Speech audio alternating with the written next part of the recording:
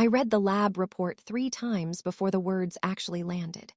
Then I sat down on my kitchen floor, still holding my phone, because my legs simply stopped agreeing to hold me up.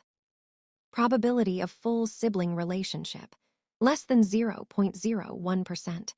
Results consistent with no biological relationship detected. My name is Renata.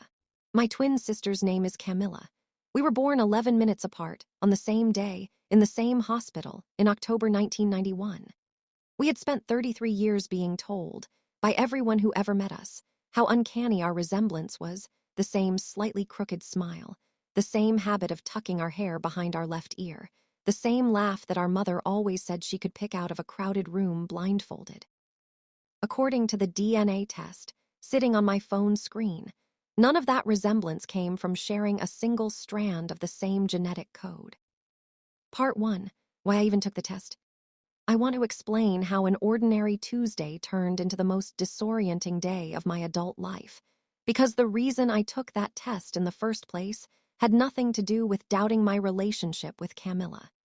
It had everything to do with my own daughter's health. My daughter, Isabella, was diagnosed in early 2024, at age 6, with a rare autoimmune condition that her pediatric specialist explained often has a genetic component, one that could be better understood by mapping detailed family genetic history on both sides. Camilla and I, along with our parents, all agreed to submit samples to a comprehensive genetic testing service, specifically to help Isabella's medical team understand any inherited patterns that might inform her ongoing treatment.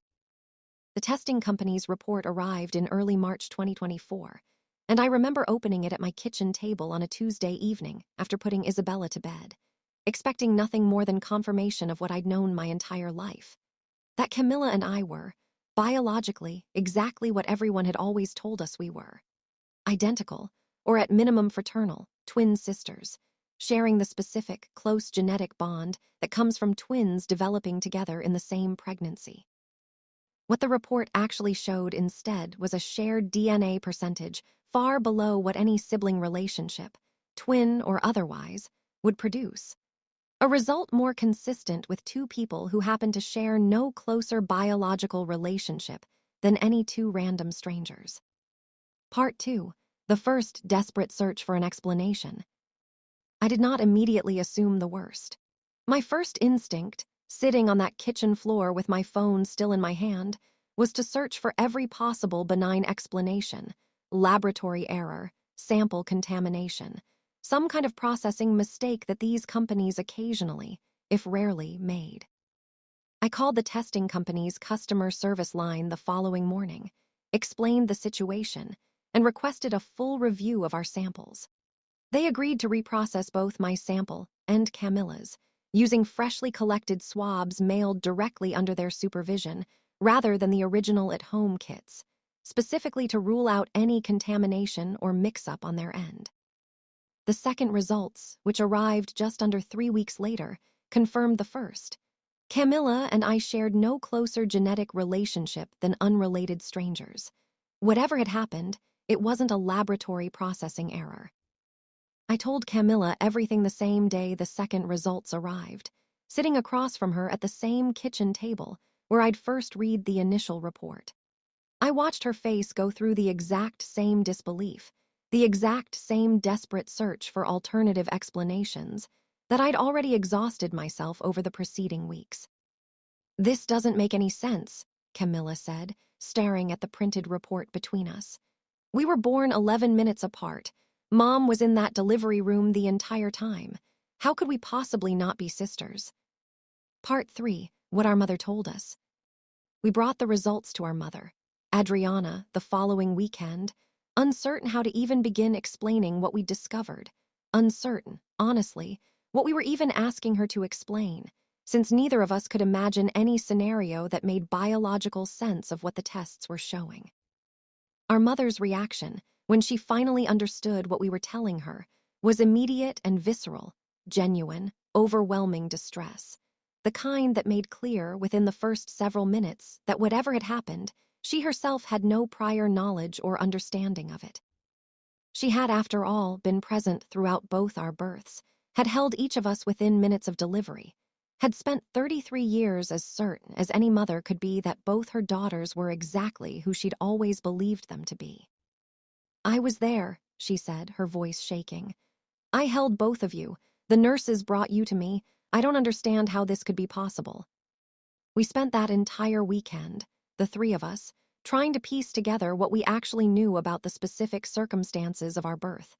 Details that, until that point, had simply been comfortable family history, rather than information anyone had ever needed to scrutinize closely. We had been born at St. Helena Regional Hospital, a mid-sized hospital outside Sao Paulo, in October 1991, during what our mother described as a genuinely chaotic night.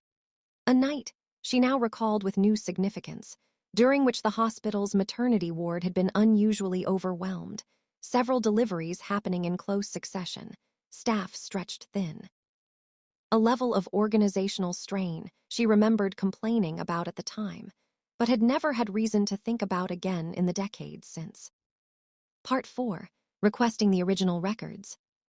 I want to explain the process that followed, because it took considerably longer and proved considerably more difficult than either Camilla or I initially expected, given how thoroughly hospital record-keeping practices had changed in the 33 years since our birth. We formally requested our original birth and delivery records from St. Helena Regional Hospital, a process complicated by the hospital having undergone 2 ownership changes and a significant records digitization effort over the intervening decades, meaning our specific records existed only in an older archival system that required special retrieval. A process that took nearly 2 months to complete, even after we'd submitted the necessary formal requests and identity verification. When the records finally arrived, in late May 2024, they were considerably more detailed than I had anticipated. Full delivery room logs, nursing shift notes, and most significantly, the specific identification and hand and footprint documentation that hospitals in that era used to track newborns during their hospital stay, before the more sophisticated electronic tagging systems that became standard in later years. What those records revealed. Once Camilla and I sat down together with a genetic counselor Dr. Fessenden had recommended, someone experienced specifically in cases involving suspected historical hospital identification errors, reorganized our entire understanding of that October night in 1991. Part 5. What the records actually showed. The delivery room logs confirmed that our mother had indeed given birth to twin daughters, 11 minutes apart, on the night in question, exactly as our family history had always maintained.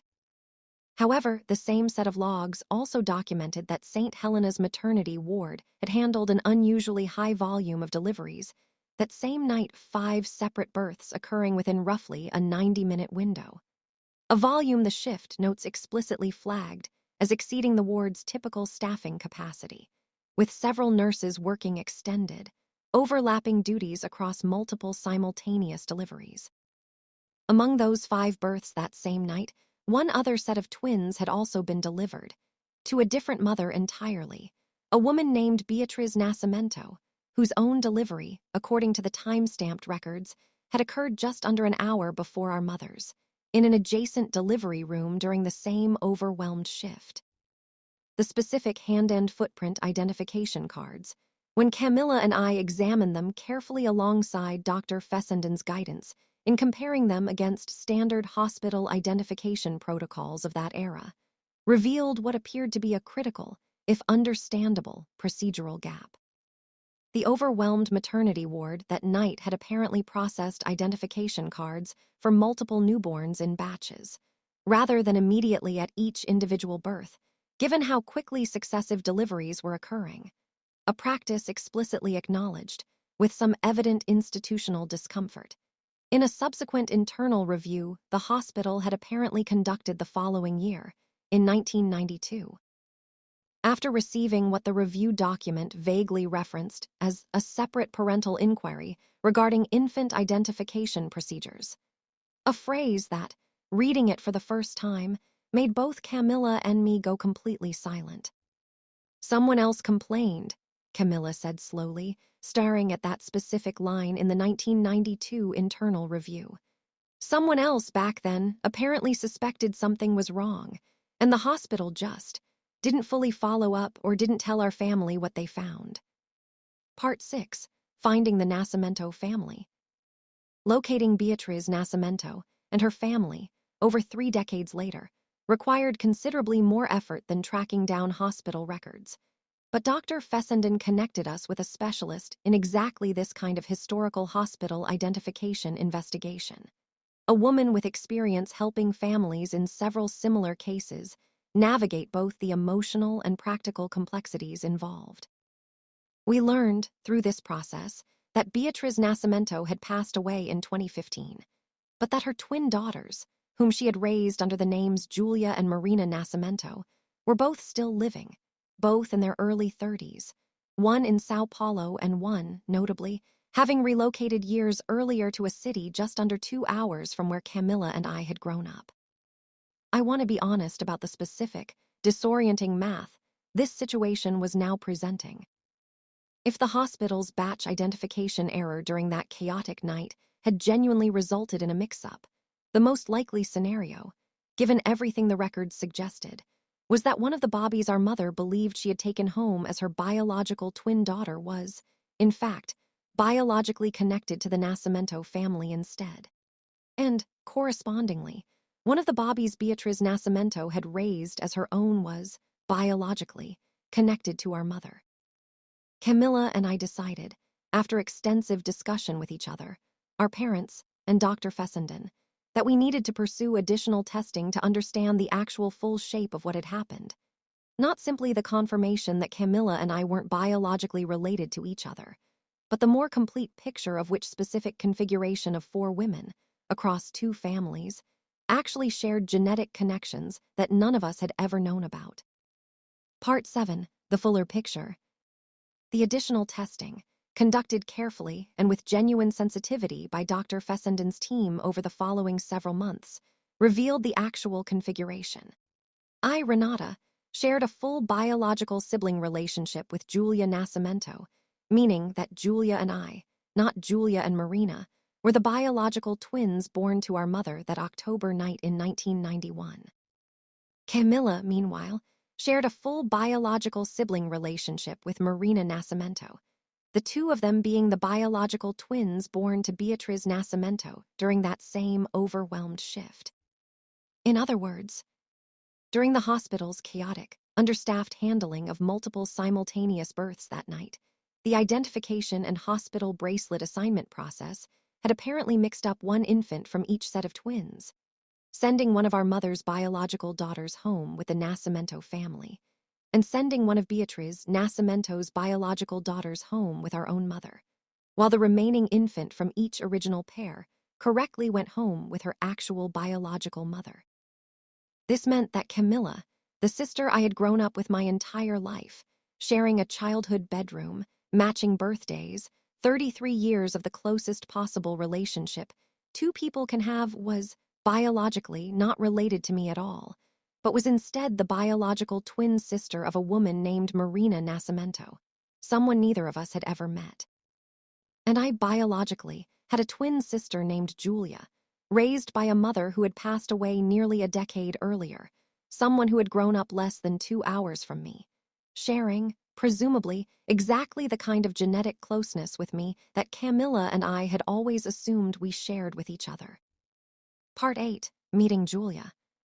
I reached out to Julia Nascimento in August 2024, several months into this entire process, through a careful, considerate introduction facilitated by Dr. Fessenden's team, who had experience guiding exactly this kind of extraordinarily delicate first contact between biologically connected strangers. Our first conversation, over video call, was one of the strangest experiences of my adult life, looking at a woman I had never met, hearing details of her life and personality that felt, disorientingly, both completely unfamiliar and, in certain specific small ways, oddly recognizable. She had the same slightly crooked smile I'd spent 33 years believing was a family trait shared uniquely with Camilla. She mentioned, almost as an aside, a lifelong habit of tucking her hair behind her left ear, a gesture I'd always assumed was something Camilla and I had simply developed together as children, mirroring each other. I always felt like something didn't quite add up in my own family, Julia told me during that first call, her voice carrying a complicated mixture of emotions I recognized because I was feeling nearly identical ones myself. Marina and I were close, genuinely close growing up, but there were always small things, differences in temperament, in certain physical traits, that people occasionally commented on. Nothing anyone thought much about at the time. I think now, looking back, some part of me always sensed something, without ever having language for what it actually was. Part 9. The hospital's response. We formally confronted St. Helena Regional Hospital's current administration with the complete findings in late 2024, working through legal counsel, given the complexity and historical nature of the situation. The hospital, now under different ownership than in 1991, conducted its own internal review of the archival records we'd already obtained, and eventually issued a formal acknowledgement of the identification error, along with a review of that mysterious 1992 internal document referencing a separate parental inquiry.